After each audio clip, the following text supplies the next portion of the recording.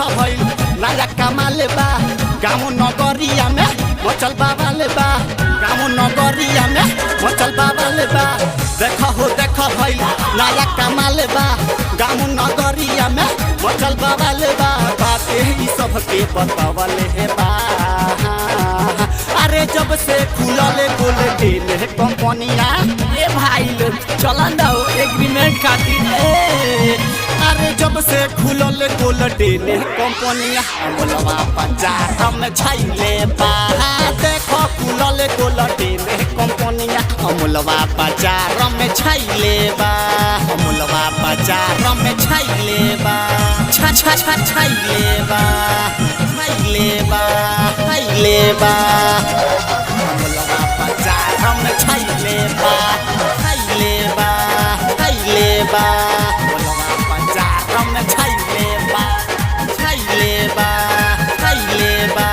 अमलवा बाजार में छाइले बा। जल्दी अग्रीमेंट करा लह छूट हवा मिलता सुन के ऐसन काम हो भैया मन में लड्डू फूटता मन में लड्डू फूटता मन में लड्डू फूटता जल्दी अग्रीमेंट करा लह छूट हवा मिलता सुन के ऐसन काम हो भैया मन में लड्डू फूटता मन में लड्डू फूटता कमे हो पैसा में गाना गावेले बड़का चैनल से रिलीज करावेले बाते ई सबके बतावले हे बा। अरे जब से खुलले गोल्डन कंपनिया ए भैया चला ना एग्रीमेंट खातिर चलो सुनो। अरे जब से खुलले गोल्डन कंपनिया अमलवा बाजार में छाइले बा देखो खुलले गोल्डन कंपनिया अमलवा बाजार में छाइले बा अमलवा बाजार में छाइले बा छाइले बा अमलवा बाजार में छाइले बा अमलवा बाजार में छाइले बा अमलवा बाजार में छाइले बा। हुए निरदेशक जाबिर माधुपुर नगर के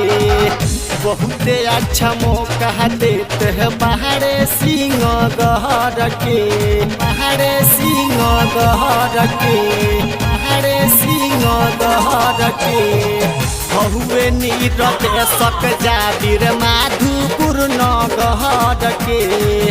बहुते अच्छा मौका देते बारे सिंह गहर के बारे सिंह गहर के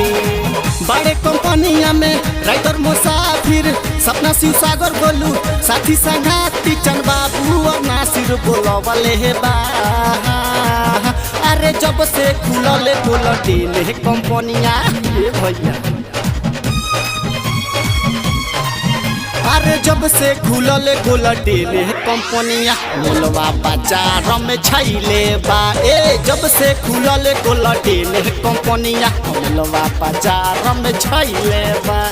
presented by golden Chhabila recording studio Amalwa Bazar Narkatiaganj.